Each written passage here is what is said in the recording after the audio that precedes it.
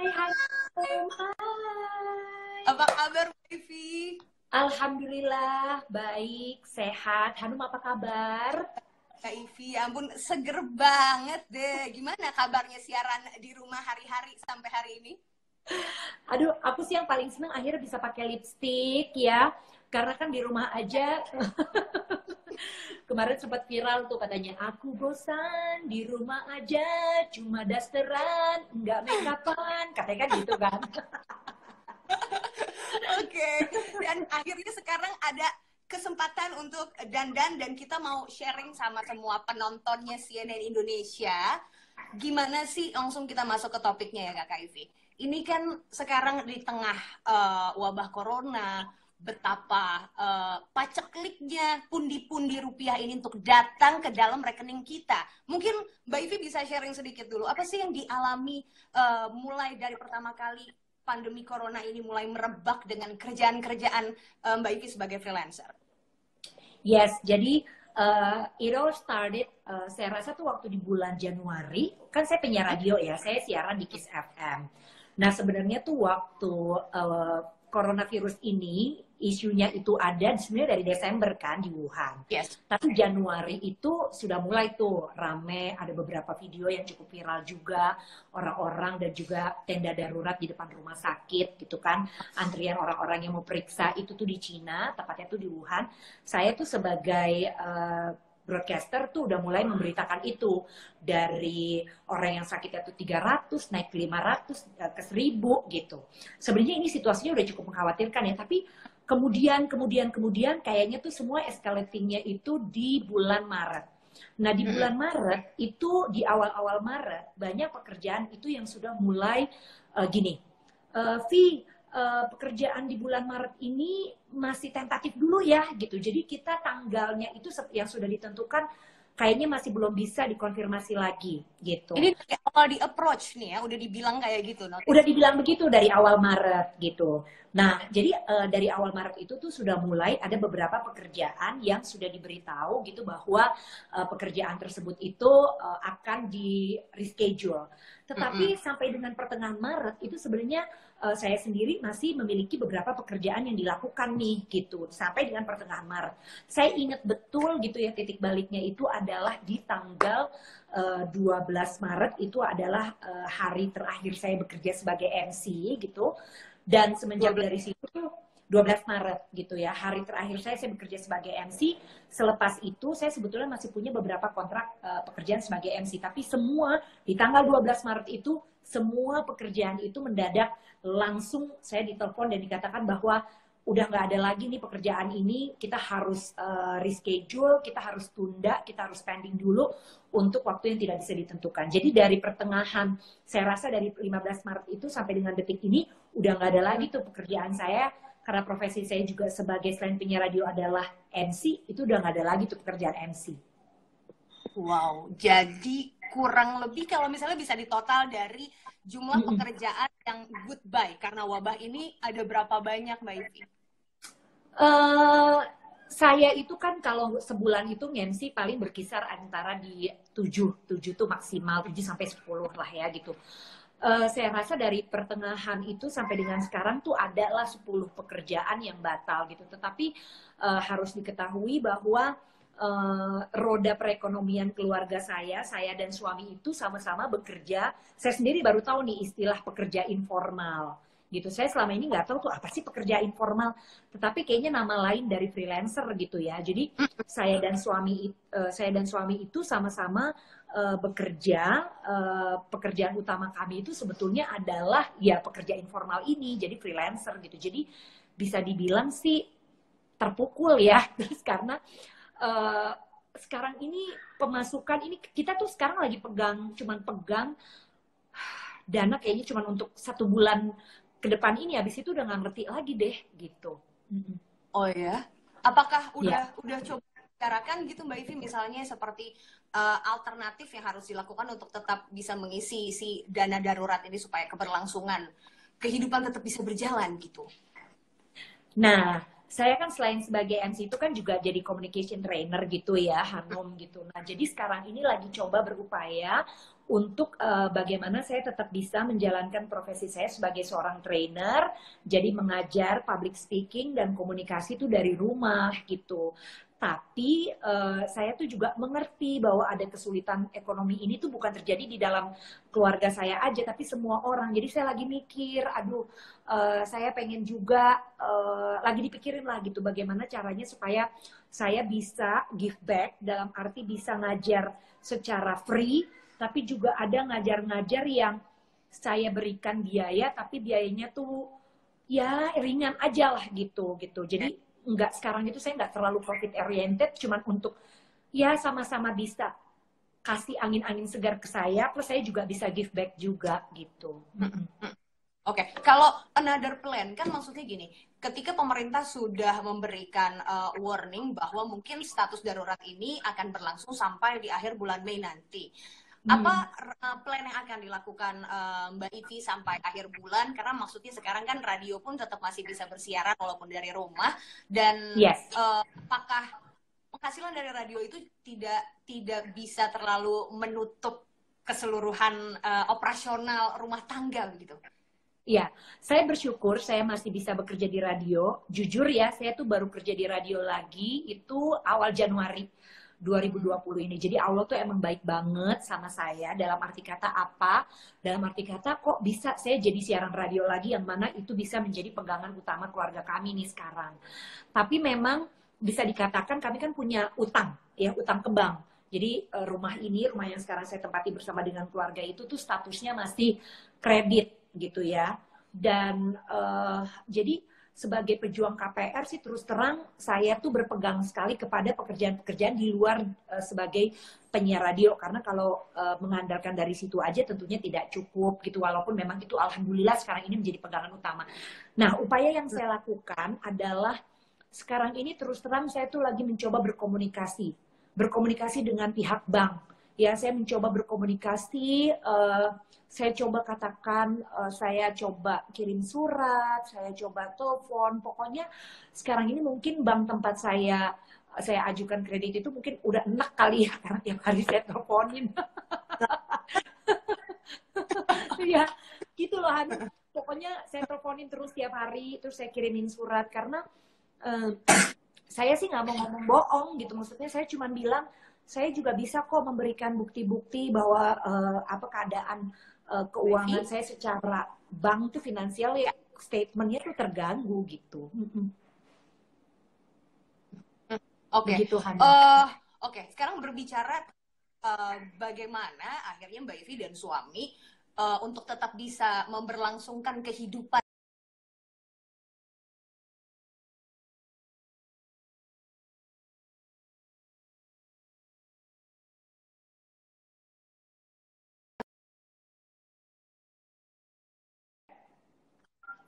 Kan kalau urusan sama bank tuh bawaannya kan udah takut duluan gitu kan Mbak Ivi. Kalau Mbak Ivi bagaimana untuk tahu bahwa oke, this time I need bank gitu? Sebab udah nggak ada jalan lagi, dan ketika kita kepepet itu kan ya pasti kita harus melakukan berbagai macam jalan kan Nun gitu, maksudnya ketika sudah tidak ada jalan lagi saya nggak ngerti harus bagaimana, walaupun kami tuh berpikir untuk kayak menjual aset gitu. Aset apa sih yang bisa dijual, misalnya mobil gitu, tapi sampai berapa lama gitu mobil itu juga bisa menutupi KPR kami gitu. Jadi ya sekarang ini yang perlu diketahui adalah saya melakukan berbagai macam jalan. Maksudnya gini, saya juga nggak mau bohong bahwa ke bank saya cuma minta beberapa bulan deh gitu, saya nggak minta setahun kayak seperti yang OJK dan juga pemerintah sampai bilang, karena itu kan saya juga banyak juga kan orang-orang yang lebih membutuhkan untuk sampai durasi mungkin keringanannya tuh atau penangguhan utang-utang atau kreditnya di bank tuh sampai setahun. Saya mungkin nggak butuh selama itu, tapi beberapa bulan ini aja tolong please. Nah, cuma itu yang saya upayakan, dan ya saya lagi coba pikir, saya sih sebenarnya sama suami tuh udah melist down apa saja yang bisa kami jual gitu. Maksudnya kalau misalnya memang ya, tapi menjual juga sekarang ini kan menjadi pertanyaan gitu, bisa dijual apa kan ya, ada yang mau beli apa enggak gitu kan ya gitu. semua orang kan juga berpikir hal yang sama, pengen jual motornya, pengen jual mobilnya, pengen jual emasnya, pengen jual ini, pengen jual itu. Ada yang beli nggak tuh sekarang gitu? Oke. Mungkin sebagai jelas apa ya bahasan kita sebelum kita buka pertanyaan untuk teman-teman di luar sana. Freelancer ini menjadi apa ya mungkin profesi mata pencaharian yang bisa dikatakan paling terancam di tengah wabah ini gitu. Dan dari berbagai macam sektor, musik, film, entertainment, media, semuanya kalau udah judulnya freelancer, masa ini tuh masa deg-degan gitu.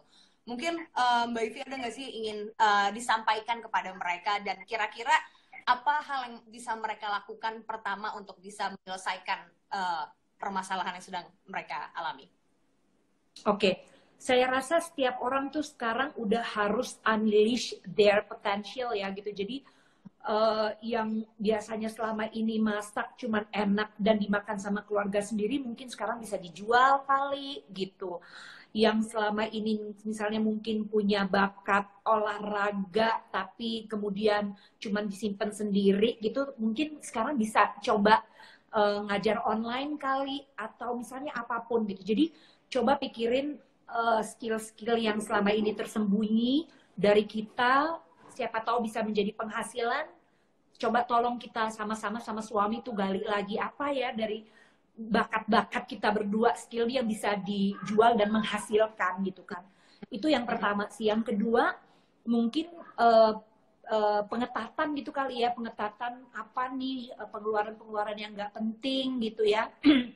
Pengeluaran-pengeluaran yang nggak penting yang bisa kita ketatkan. Yang ketiga tuh sebenarnya yang buat saya tuh yang penting sekarang adalah coba dilihat lagi mungkin ada nggak aset-aset yang mungkin sekarang ini bisa kita liquidkan gitu, bisa kita cairkan. Ya itu kali ya gitu. Oke. Baik, Mbak Ivi tadi masuk pertanyaan ini dari salah satu rekan anchor CNN Indonesia, ada Aldi Hawari. Aldi, investasi untuk freelancer tuh apa aja sih? Mungkin Aldi kepikiran mau jadi freelancer abis ini kayaknya, Mbak. Jadi gitu. Jadi ya memang jadi gini. Ini sih sebenarnya semuanya mengajarkan kita ya untuk menabung dan berinvestasi. Tapi memang sekarang ini tuh berinvestasi apapun tuh lagi keder gitu. Maksudnya kayak saya punya investasi reksadana. Sekarang ini lagi terjun bebas loh harganya. Lagi serendah-rendahnya. Saya terus terang sih ya waktu di akhir Maret saya mencoba untuk ngecek gitu misalnya kayak saya tuh naruh di reksadana tuh sekarang gimana sih kondisinya. Itu saya nangis loh. Saya sampai makan tuh sampai keluar air mata, sampai nangis gitu. Kenapa? Karena bukannya untung sekarang malah buntung gitu kan gitu. Jadi tapi ya ini perlu diketahui bahwa keadaan ini bukan cuma saya yang ngalamin gitu. Saya rasa semua teman-teman juga ngalamin gitu. Jadi ya memang kita kemarin-kemarin ini berinvestasi, mungkin sekarang lagi ya ampun investasi gue kok kayak begini banget gitu. Nah sekarang saya juga jadi tahu gitu ternyata ada investasi-investasi tertentu gitu yang memang jadinya aman kayak misalnya dijamin oleh pemerintah dalam situasi apapun seperti sukuk, obligasi negara retail gitu. Nah itu yang saya nggak punya, Hanum. Saya nggak punya. Saya nggak punya sukuk, nggak punya obligasi negara retail gitu. Jadi ya Allah kok gitu karena kemarin-kemarin nggak mikir akan begini gitu. Jadi ya ini pelajaran berharga banget sih buat saya gitu. Jadi nanti kalau misalnya ada keadaan lebih baik lagi, mungkin kita harus pinter. Jadi orang nih kayaknya harus belajar lah kita semua. Saya juga terutama saya harus belajar untuk mencari tahu investasi apa. Emas tuh tadi ada yang bilang, ada Rama Diawati yang bilang investasi emas the best karena emang sekarang naik. Iya sih bener juga investasi emas gitu. Saya terus terang nggak punya investasi emas. Jujur saya nggak punya investasi emas. Jadi emang ini pelajarannya besar sekali buat saya. Pelajarannya besar sekali buat saya sih. Gitu. Oke. Mbak Ivi, after everything's getting better, hal pertama apa? Atau misalnya Mbak Ivi udah nyicil dari sekarang akan melakukan ini untuk bisa memperbaiki kondisi keuangan yang sekarang tengah melanda. Saya hal pertama yang mau saya lakukan tuh sebetulnya adalah yaitu tadi gitu ya, saya pengen ya tadi itu mereview ulang gitu loh penghasilan kami ini tuh sebetulnya dana darurat deh gitu kan. Oh. Saya sebagai orang yang kadang-kadang interview gitu ya, orang saya punya temen loh gitu yang financial planner gitu, dia selalu bilang soal dana darurat gitu, tapi kadang-kadang kita cuman denger doang terus nggak kita jalanin gitu. Kita cuman nyiapin dana darurat kayaknya buat cuman sebulan doang gitu. Saya banyak banget nih temen yang gila, Vi, gue cuma bisa bertahan sampai bulan April doang nih, gue nggak tahu deh nih Mei Juni mesti gimana gitu. Jadi ya nanti kalau ini semua berakhir gitu, saya bisa mulai bekerja lagi normal, saya mau review itu sih gitu. Saya mau review pengetahuan saya soal mengelola keuangan itu yang mau saya lakukan. Oke, baik. Mbak Ivi, sebelum kita berpisah sedih, tapi ini karena perbatasan waktu juga, cuma nanti harus ada sesi lain bareng Mbak Ivi lagi ya. Yang terakhir mungkin pesan untuk semua teman-teman freelancer di luar sana, apapun background mereka di dalam kondisi seperti ini. Yes, Hanum, saya cuma mau bilang nih buat semua yang saat ini sedang mendengarkan dan menyaksikan kita di CNN Indonesia TV, pokoknya jangan lupa untuk bersyukur gitu, karena di masa yang sulit begini kadang-kadang kita kebanyakan komplain terus lupa bersyukur bahwa kita tuh masih diberikan nikmat sehat gitu ya. Itu yang utama dulu deh gitu, karena kalau kita udahlah mana kita susah materi tapi terus udah gitu susah fisik juga dalam arti kita nggak sehat, itu kayaknya udahlah, kita ingat harta kita itu yang paling berharga adalah kesehatan gitu. Jadi yang paling mesti dijaga selain memikirkan uang gitu, selain memikir materi, itu adalah coba deh kita pikirin pertama tuh, yang pertama dulu harus bersyukur dulu.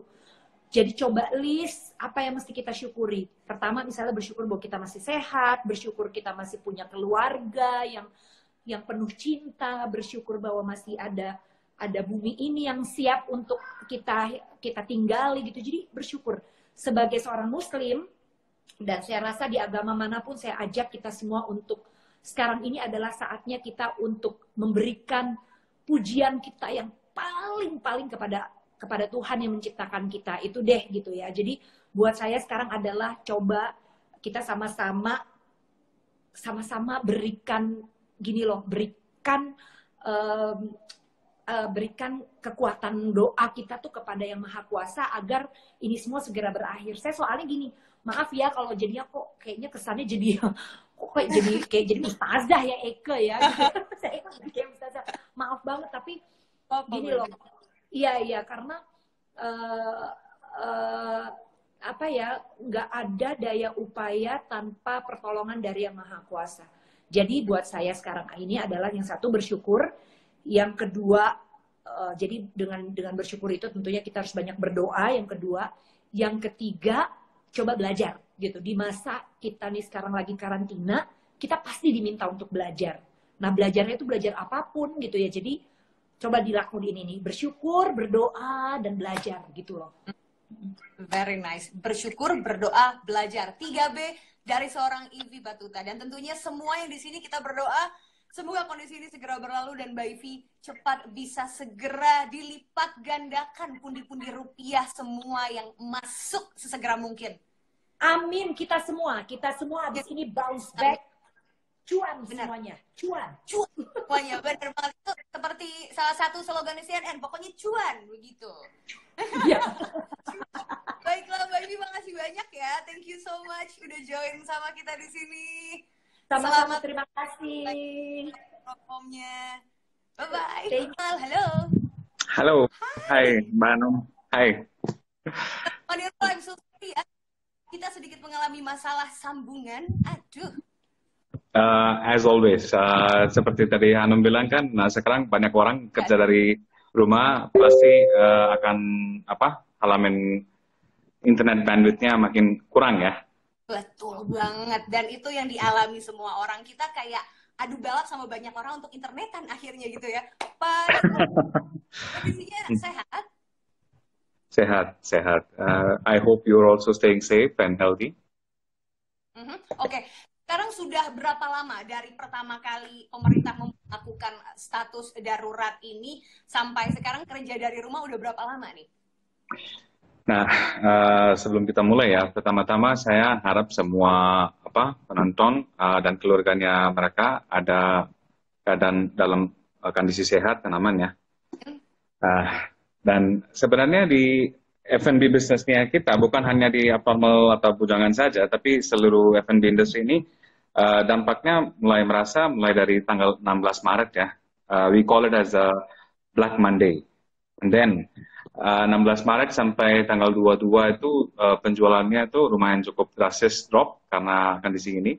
Tapi muncul lagi minggu depannya itu tanggal 23 sampai tanggal 31 itu we call it as a Red Monday. Where Oke. penjualannya itu lumayan cukup turun drastis. Tapi tetap ya, show must go on, right? So we have taken kita sudah ambil beberapa prosedur internally untuk menghadapi situasi ini. Oke.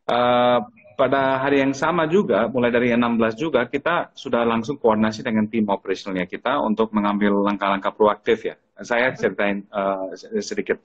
Bahkan sebelum krisisnya juga, kesehatannya karyawan-karyawati kita itu adalah paling utama untuk kita.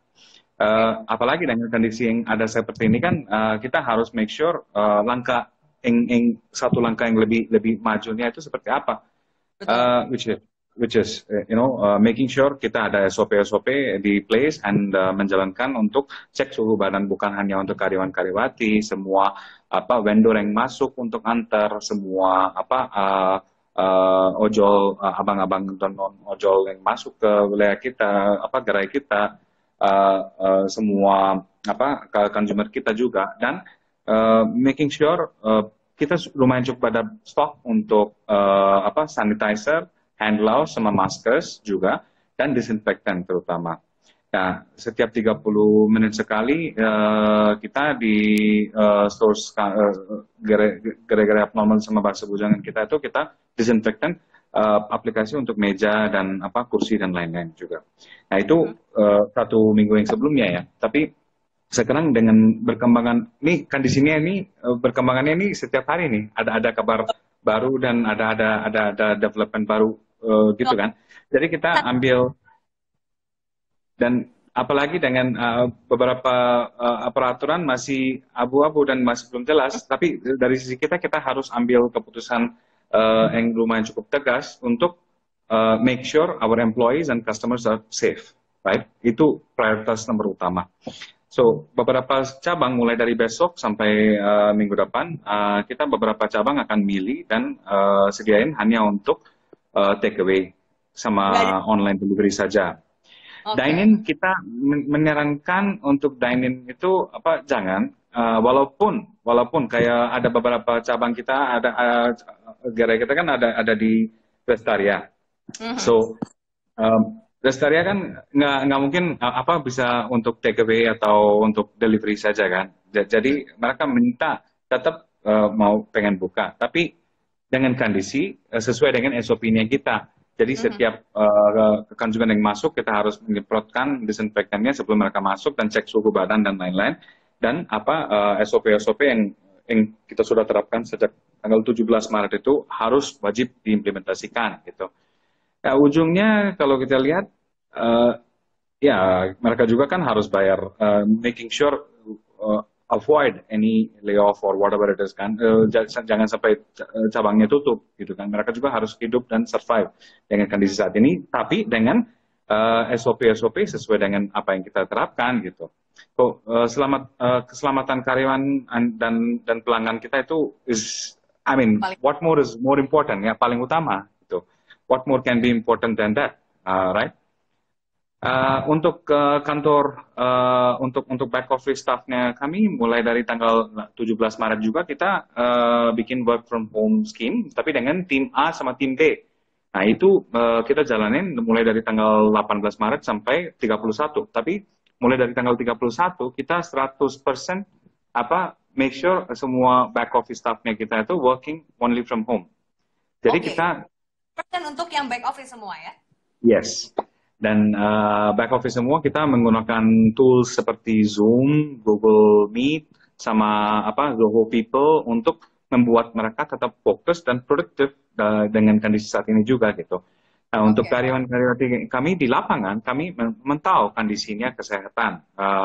Every day 2 kali kita cek suhunya mereka dan kita making sure maskers dan hand gloves sama hand sanitizers, sabun cuci tangan sama disinfektan untuk masing-masing store-nya tuh stoknya apalagi ya it's a race for stock. Everybody is selling at a super high premium, but tetap kita harus making sure tidak boleh compromise on that particular aspect sih. Dan juga kita ambil beberapa langkah yang proaktif seperti contactless delivery system. Oke.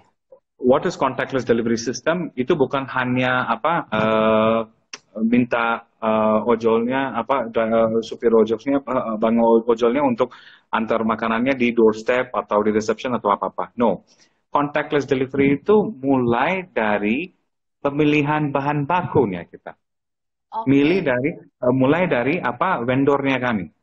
Vendornya kami, cara mereka masak, cara mereka packaging, kemasan, dan cara mereka kirim, dan cara kita terima di outletnya, dan cara kita nyimpen di outlet, cara kita masak, dan bagaimana kita making sure dapurnya kita itu safe, dan sama sekali tidak ada human contact dengan bahan bakunya langsung gitu. So kita semua bahan baku yang ada di kita. Betul. Dan cara kita masak ya. Setelah kita masak, making sure masaknya itu sesuai dengan SOP dan benar-benar fully cooked ya. Kita tidak sarankan untuk semi cooked or whatever it is, right? Fully cooked dan bagaimana kita packaging dan bagaimana kita sudah sediain masing-masing karya kita sudah sediain satu tempat yang khusus kita naruh di sana supaya masing-masing orang yang mau take away atau online delivery punya supir bisa ambil dari tempat sana dengan social distancing, dengan safe distancing. I mean, social distancing is a very misused word. Yeah, I would like to use safe distancing. So, misalnya. Ya, dan juga kita sudah mengembangkan sistem dengan kondisi saat ini kan, ya sales itu satu hal, tapi lebih penting itu abnormal kan sebelum krisis ini juga kan kenal untuk affordable, harga terjangkau dan porsi yang lumayan cukup bikin kenyang gitu kan. Tapi sekarang abnormal punya karakternya kan tempat nongkrong. Tapi sekarang dengan kondisi sekarang dengan dine-in-nya tidak ada, hanya untuk take away saja kita menyarankan dan hanya online delivery kan kita harus fokus kepada menu yang kita harus terapkan. Jadi kita fokusnya ke basic menu yang sangat-sangat basic hanya untuk dengan karbo sama protein sama minuman yang sehat.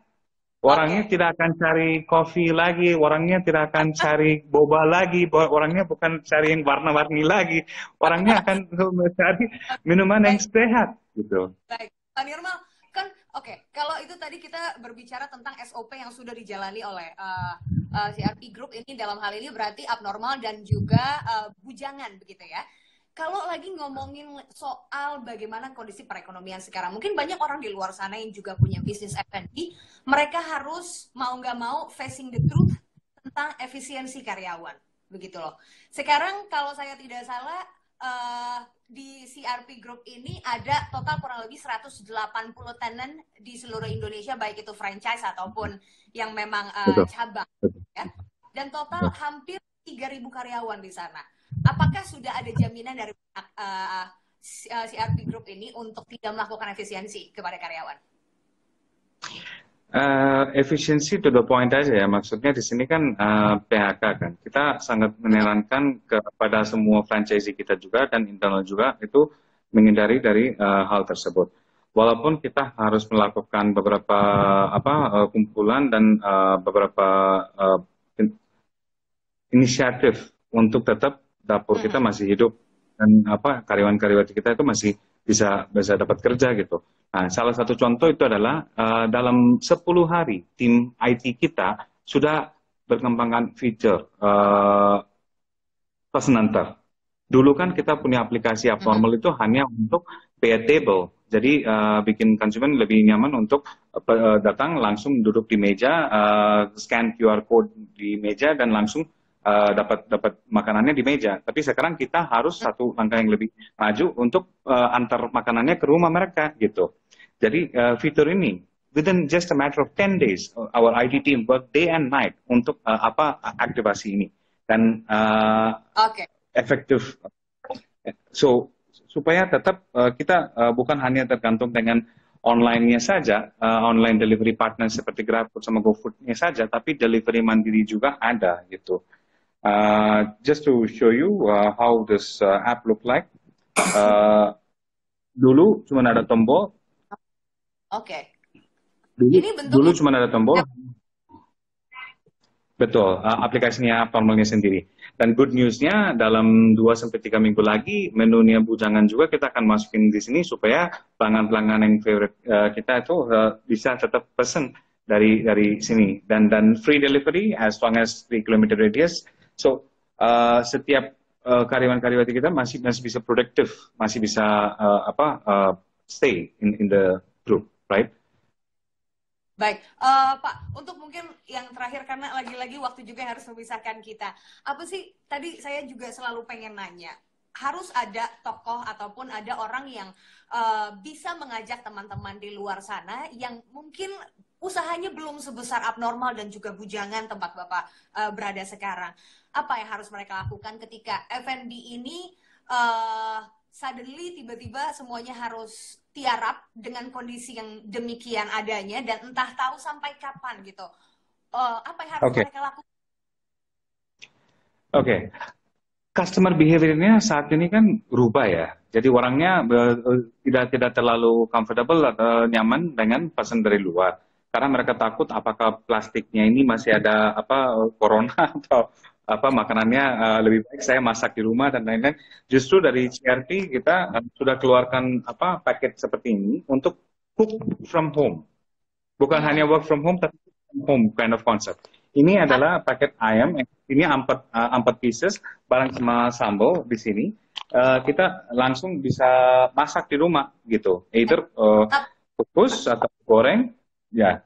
So itu satu. Tapi selain itu ya, kita harus kumpulkan beberapa teman-teman dari F&B business juga dan harus ada satu suara untuk permintaan ke Pemda ataupun Pemprov ataupun ke pemerintah pusat mengenai PB nomor 1. Ini kan consumer kita seperti tadi Mbaknya bilang, we have less money to spend. Konsumen kita juga akan belum tahu apakah savingsnya mereka itu ada cukup sampai April atau Mei atau kapan gitu kan.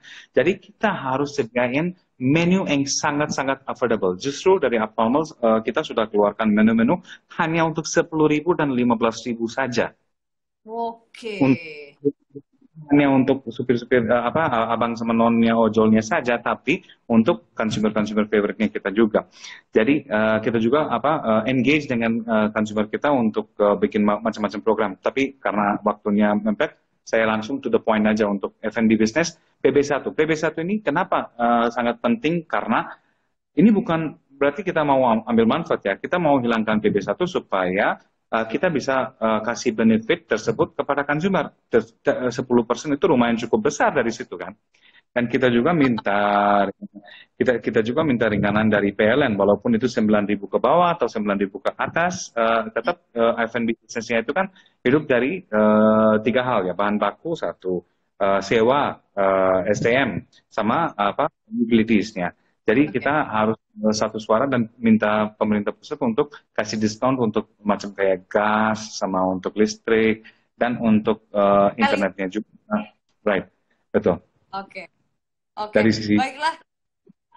Itu berarti sebetulnya efisiensi operasional ini akan sangat membantu apabila pemerintah turut campur ada di situ untuk bisa meringankan beban para pengusaha F&B ini ya. Ini harusnya kerjasama yang sangat-sangat signifikan dengan pemerintah. Oke, baik. Pak Nirmal, semoga kondisi ini segera berlalu. Thank you so much. Salam untuk semua rekan-rekan di CRP Group. Nanti kapan-kapan kita bisa makan-makan bareng di sana ya. Semoga wabah corona ini segera berakhir gitu, kita tetap bisa bersilaturahmi. Pak Nirmal Rajaram, CEO dari CLT Group, thank you so much sudah join di Instagram CNN Indonesia TV. Bye bye. Bye bye.